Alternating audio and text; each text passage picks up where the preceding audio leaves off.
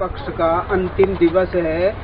इसको गुरु पूर्णिमा भी कहते हैं। व्यास पूजा और गुरु पूर्णिमा आदि इसके पर्यायवाचक शब्द हैं। गुरु शब्द का अर्थ गुर इति अंधकार प्रोक्ता, रु इति तन्निरोधका, अंधकार निरोधित्वात् गुरुरित्यभिधीयते। ऐसा कहा है शास्त्र में कि गु शब्द से तात्पर्य होता है अंधकार, अंधेरा। अंधेरा बाहर का भी होता है, जैसे बिजली के बिना, सूर्य के बिना, अग्नि के बिना हमारा जीवन नहीं चलता। ऐसे ही अंदर का जो अंधेरा है कि क्या करना चाहिए, क्या नहीं करना चाहिए, ये मेरी माता है, ये मेरे पिता हैं, इनका आदर करना चाहिए, ये जिसमें भाव नहीं आता वो अंधकार है, अंधेरा है।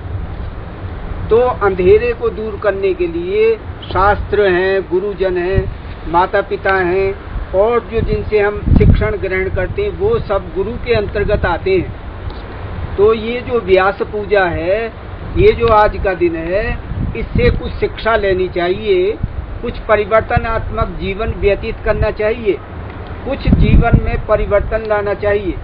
जैसे शराब पीना, गुटखे खाना, इससे जीवन की अधोगति होती है। जीवन ऊपर नहीं उठता, जीवन नीचे गिरता है। गीता में कहा है उद्धरेद आत्मनात्मानम नात्मानम अवसादयेत् आत्मैव आत्मनो बंधुरात्मैव रिपुरात्मनः। मनुष्य को चाहिए कि वो अपना उद्धार स्वयं करे, क्योंकि मनुष्य अपना स्वयं उद्धार करने वाला दूसरा नहीं है और अपने आप को नीचे गिराना वाला भी मनुष्य ही है, वो भी कोई दूसरा नहीं है। इसलिए आज के दिन थोड़ा सा ज्ञान के प्रकाश में ये करना चाहिए कि हमको क्या करना चाहिए, क्या जो करना चाहिए उसको हम करते हैं और जो नहीं करना चाहिए उससे हम बचते हैं। ये बात ध्यान में देने की है। तो जो लोग मंत्र जपते हैं, जो भगवान का स्मरण करते हैं प्रातःकाल और सायंकाल, उनको भी कुछ और कर्तव्य होता है। जैसे माता पिता का कर्तव्य है संतान के प्रति हित चिंतन, वैसे ही संतान का कर्तव्य भी है माता पिता का आदर करना। यहाँ पर भी और दूसरी जगह भी लोग जब मर जाते हैं तब पितरों का श्राद्ध करते हैं और जीते जी उनकी आज्ञा पालन नहीं करते, उनकी सेवा नहीं करते। जीते जी तो दुखी रहते हैं और जब वो मर जाते हैं तब वहाँ श्राद्ध करते हैं। इसका कोई अर्थ नहीं होता। जीते जी उनका आदर करना चाहिए, क्योंकि मरने के पीछे जो है फिर तो उसका संपर्क कट जाता है। तो जो बड़े हैं, बड़ों का आदर करना चाहिए। माता पिता का तो वैसे भी ऋण है संतान पर, क्योंकि माता पिता का ऋण जो इतना बड़ा है कि उसका एक जन्म में पूरा नहीं होता। तो माता पिता का आदर करना, वो जैसा कहते हैं वैसा करना, समय पर उठना, समय पर से सोना और उनका रोग की अवस्था में सेवा करना, ये बहुत आवश्यक है। क्योंकि माता पिता का जो आशीर्वाद है वो फलीभूत होता है संतान के लिए। जैसे मनुस्मृति में कहा है कि अभिवादनशीलस्य नित्यं वृद्धोपसेविनः चत्वारि तस्य वर्धन्ते आयुर्विद्या यशोबलम।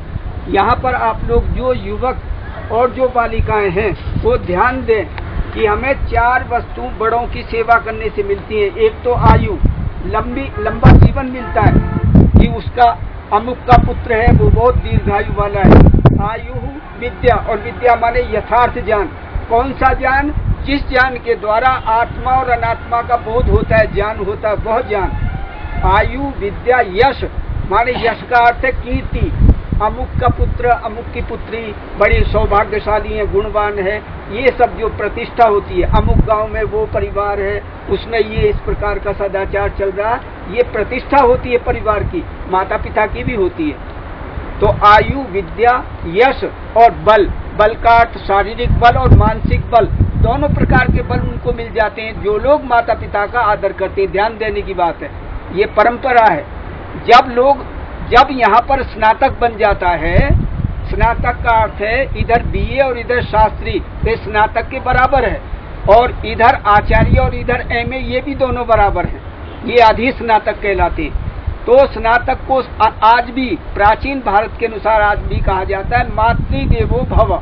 इसका अर्थ है अब तुम जा रहे हो, अब तुम अपने परिवार में गृहस्थ आश्रम में जा रहे हो, अब तुम ध्यान रखना कि माता को देवता के समान समझने वाले बनो। मातृदेवो भव का अर्थ है माता को देवता के देव के तुल्य आदर देने वाले बनो। पितृदेवो भव, पिता को भी देवता के समान आदर देने वाले बनो। ये पहली बात है, माता पिता का आदर करना। तो बहुत से परिवार यहाँ अभी भी ऐसे हैं, वृद्धाएं हैं, और वृद्ध उनका कोई पूछता नहीं, कष्ट में नहीं पूछते, जबकि पूछना चाहिए। ऐसी अवस्था में तो दूसरे भी पूछ लेते हैं, अपने माता पिता को तो पूछना ही चाहिए, दूसरे भी पूछ लेते हैं। तो इसलिए सबसे पहली शिक्षा गुरु परंपरा की ये है, माता पिता का आदर करना चाहिए। जिन बच्चे बालिकाओं को 4 वस्तु, आयु, लंबी आयु और ज्ञान, यश और कीर्ति और बल, ये जिनको चाहिए वो माता पिता का आदर करें। यही यहाँ पर मुख्य बात है। पहले गुरु माता पिता ही होते हैं, दूसरे गुरु पीछे के हैं। तो ये जो गुरु पूर्णिमासी है, इसमें जैसे ये बालकों का कर्तव्य हुआ, ऐसे ही बड़ों का भी है कि वो नित्य प्रति 5 यज्ञ करें। 5 यज्ञ कहे जाते हैं शास्त्रों में, श्रुति और स्मृतियों में 5 प्रकार के यज्ञ हैं। कौन कौन सा? पहला यज्ञ है ब्रह्म यज्ञ। ब्रह्म यज्ञ किसे कहते हैं? देखो, ब्रह्म यज्ञ कहते हैं मंत्र का जप, वेद का पाठ, उपदेश देना और शास्त्र का पढ़ना पढ़ाना, ये सब ब्रह्म यज्ञ के अंतर्गत आते हैं। आप लोग ये और कुछ भी नहीं तो मंत्र जप कर सकते हो, गीता का पाठ कर सकते हो, रामायण का पाठ कर सकते हो, ये पाठ करना चाहिए, ये ब्रह्म यज्ञ के अंतर्गत आएगा। जो लोग मंत्र जप करते हैं उन्होंने देखा होगा कि मंत्र जप से शांति मिलती है। 6 महीने 1 साल तक निरंतर जप करने से देखेंगे कि मन में जैसा पहले भय, चिंता आदि रहता है, वो जप से नहीं होता, जप से कट जाता है। वो बात ये सत्य है, करके देख लो कोई भी। जिन लोगों को नींद नहीं आती, रात को किसी कारण से, रोग के कारण से, उच्च रक्तचाप के कारण से जिनको नींद नहीं आती, वो यदि मंत्र जप करते हैं और लंबे श्वास प्रश्वास करते हैं तो बिना गोली के भी नींद आ जाती है, देख लेना करके। तो ये पहला यज्ञ है ब्रह्म यज्ञ। दूसरा यज्ञ देव यज्ञ, इसे अग्निहोत्र भी कहते हैं। ये देव यज्ञ जो है वो यज्ञ है जो कामधेनु नाम से कहा जाता है। कामधेनु का अर्थ है यजमान की कामनाओं को पूर्ण करने वाली गौ, वो ये कामधेनु है।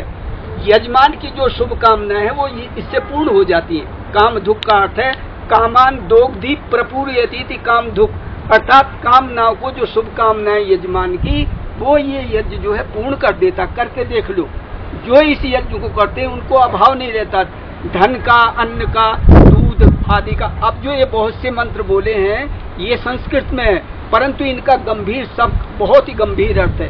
इसमें एक ही मंत्र में ये कहा है, हे अग्नि तुम प्रज्वलित हो, प्रदीप्त हो, और प्रदीप्त होकर के हमको बढ़ाओ, यजमान को बढ़ाओ।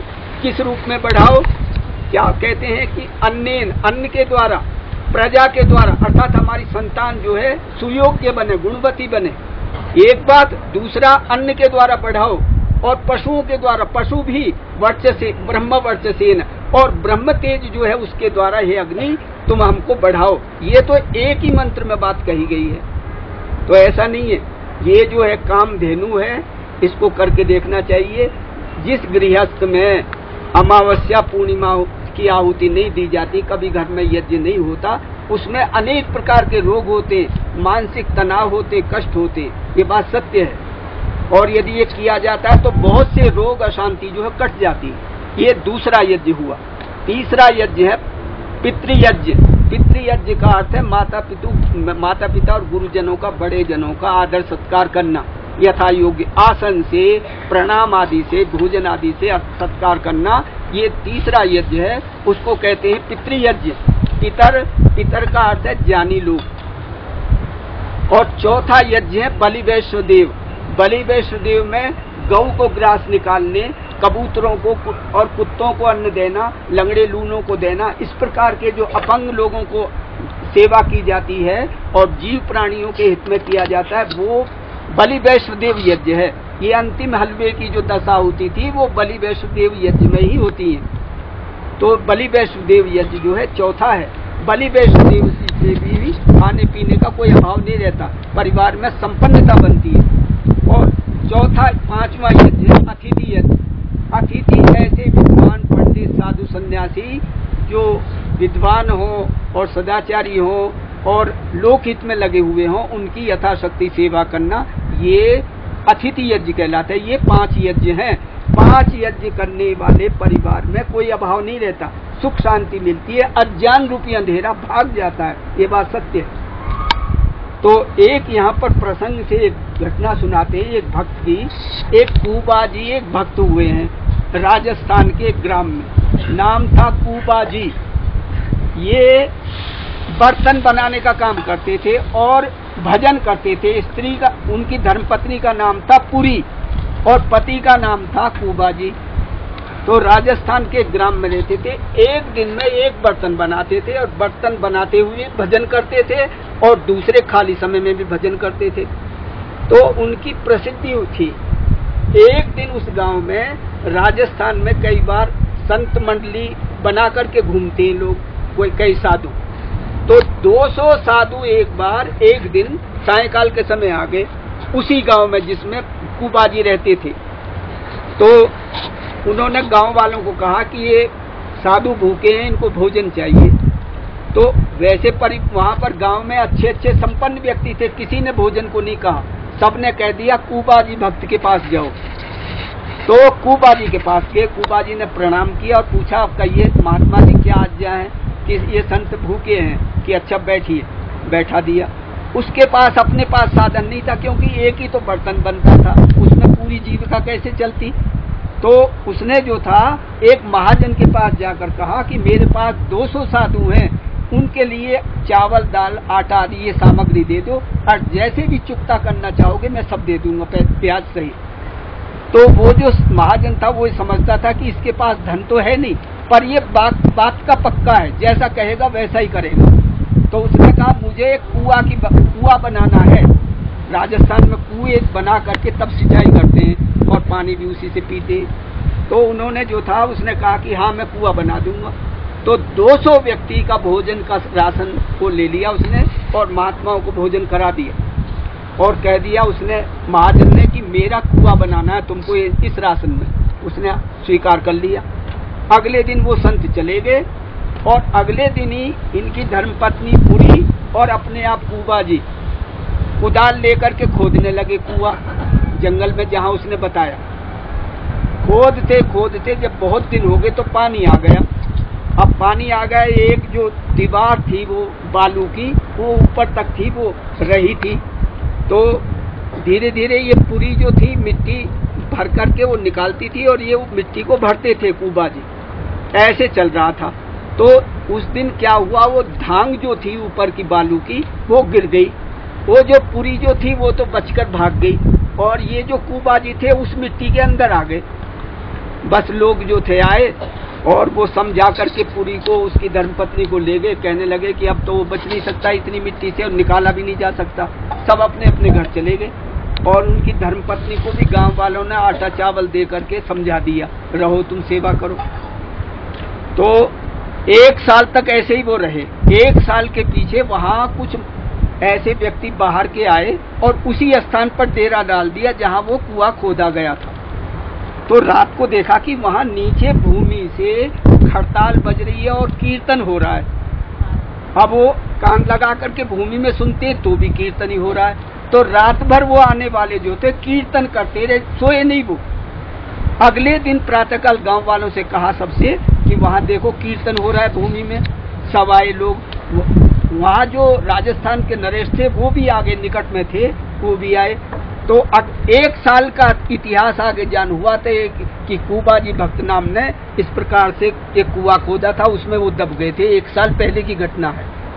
तो राजा ने आदेश दिया खोदो इसको।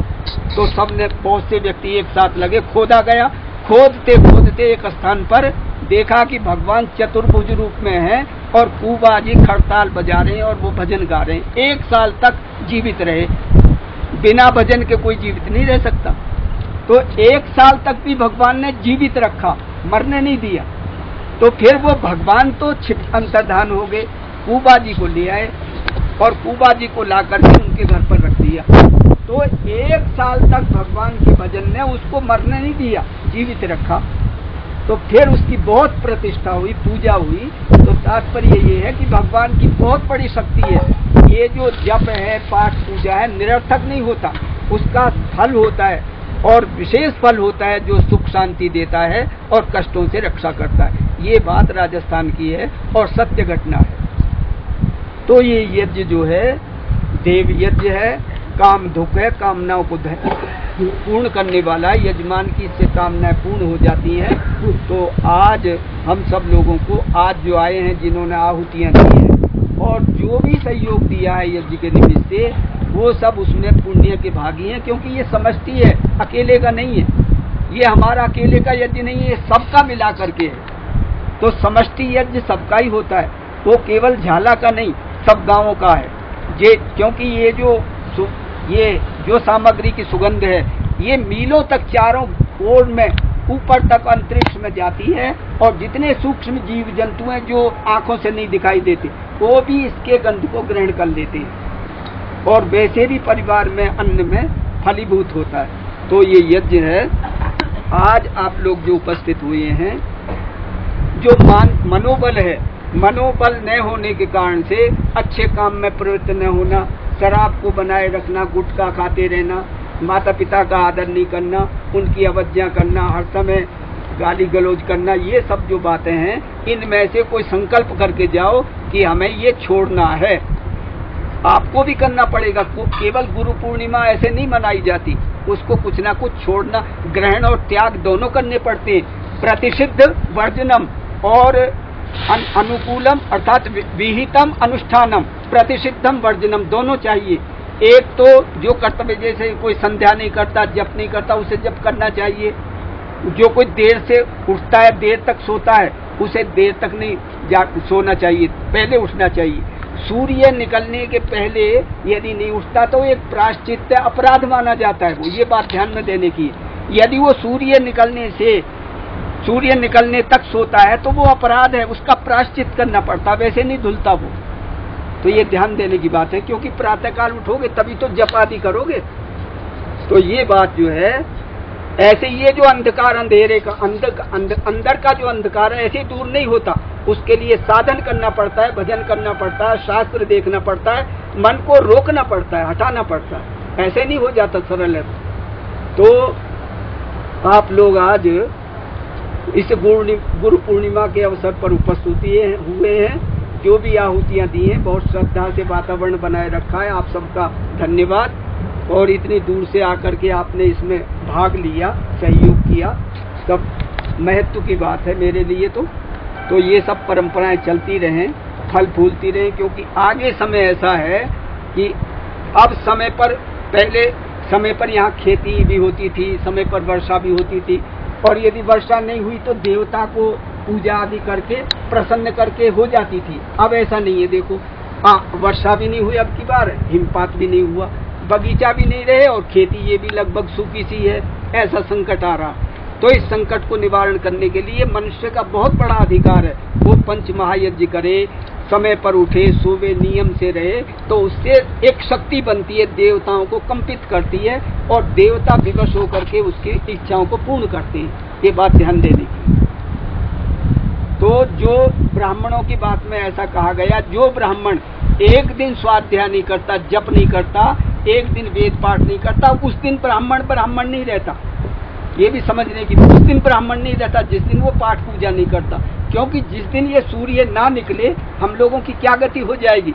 जिस दिन ये नदी बहना बंद कर देगी, हम लोगों की दुर्गति हो जाएगी। ऐसे ही जिस दिन हम पूजा पाठ नहीं करते, जप नहीं करते, शास्त्र पाठ नहीं करते, कोई मनन नहीं करते, उस दिन हमारी भी वही दुर्गति है जो ये सूर्य के छिपने की गति है, वही हमारी भी है। तो ये कर्तव्य जो है मनुष्य का अलग है। वो गुरु बताते हैं कि तुम्हारा ये कर्तव्य, तुमको ये करना चाहिए, ये करना है, तुमको ये लेकर के जाने का है। ये प्रतिज्ञा करो, संकल्प करो, इस संकल्प को लेकर के जाओ, और जहाँ कोई कमी है उसको सुधारो, और जिसको जो करना चाहिए नहीं करते उसको करना आरंभ कर दो। ये काम की बात है, इससे अधिक नहीं कहा जा सकता। और बहुत सब आरती आदि में बोल दिया गया। अब सोचने समझने की बात है। प्रातः काल उठ करके सोचो हमारा क्या कर्तव्य है। मनुष्य जन्म ऐसे नहीं मिल जाता, पशु पक्षी नहीं है। पशु पक्षी भोग योनि है, वो केवल भोगने के लिए है, मनुष्य भोगने के लिए नहीं, वो नया कर्म करता है। ये बात है। तो आज भगवान ने हमको अवसर दिया इस यज्ञ संपादन का, एक बात और है, जब सूर्य निकला रहता है तो जो आहुति यजमान देता है वो सूर्य के साथ में मिल जाती है। वो आहुति जो है सूर्य के साथ में संपर्क रहता है उसका, वैसे साधारण बात नहीं है। तो गंगा के किनारे पर जो आहुति दी गई है, सूर्य भी दर्शन कर रहे हैं, देख रहे हैं, अग्नि देवता भी यहाँ पर विद्यमान है। तो मेरी आप सब लोग से प्रार्थना है कि ये गुटखा, शराब और देर से उठना और जो अपने कर्तव्य में शिथिलता है, ढील है, उसमें पूरा करना चाहिए, उसकी ओर ध्यान देना चाहिए कि ये भारतवर्ष है और बहुत ऊंचा, आप लोग पुण्यात्मा है कि अच्छे यहाँ पर ऊंचे स्थान पर जन्म हुआ है, गंगा के किनारे हुआ है, आपके अधिकार हैं, आपको ज्ञान भी है, तो इधर ध्यान देना चाहिए। जो लोग आप सज्जन बाहर से उपस्थित हुए हैं उनको भी है कि जो विधि निषेध है उस पर ध्यान देना है, क्योंकि शास्त्र विधि के बिना ये वाक्य है, शास्त्र विधि उत्सृज्य वर्तते कामकारतः न स सिद्धिम अवाप्नोति न सुखम न परांगति। जो मनुष्य शास्त्र के विधि विधान का आदर नहीं करता, अपनी मनमानी ढंग से करता है, कहते हैं वो 3 बात नहीं मिलती उसे, न तो